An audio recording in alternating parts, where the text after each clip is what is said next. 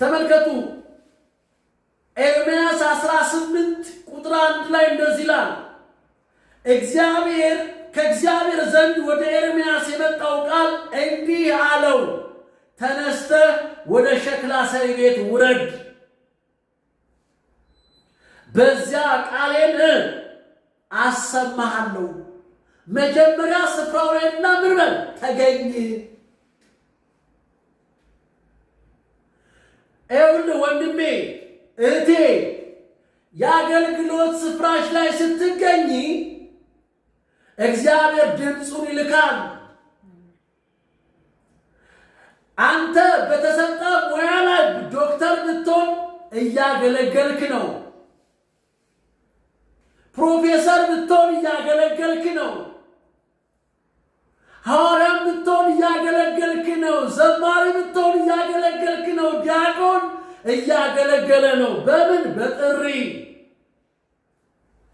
ሁሉም ጥሪ አለው።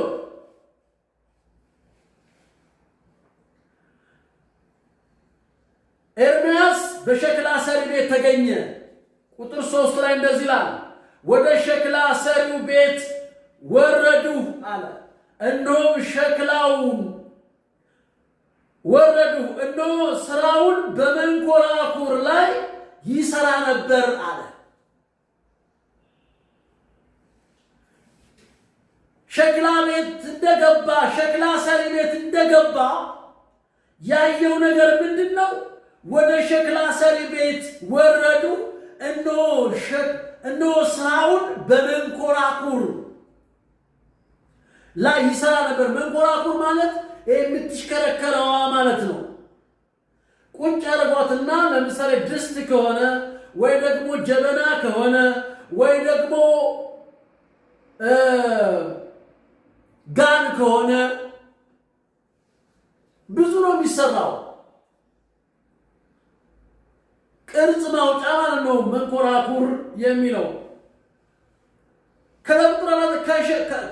ከጭቃ ይሰራው የነበረው ዕቃ በሸክላ ሰሪው እጅ ተበላሸ። ሸክላ ሰሪው እንደወደደ መልሶ ሌላ ዕቃ አድርጎ ሰራው ይላል።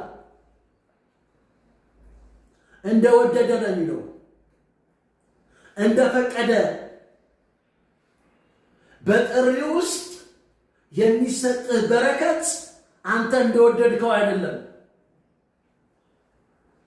አንተ ባቀናጀው የዝርፊያ መንገድ አይደለም። የእግዚአብሔርን ሥራ ከሆነ የምንሰራው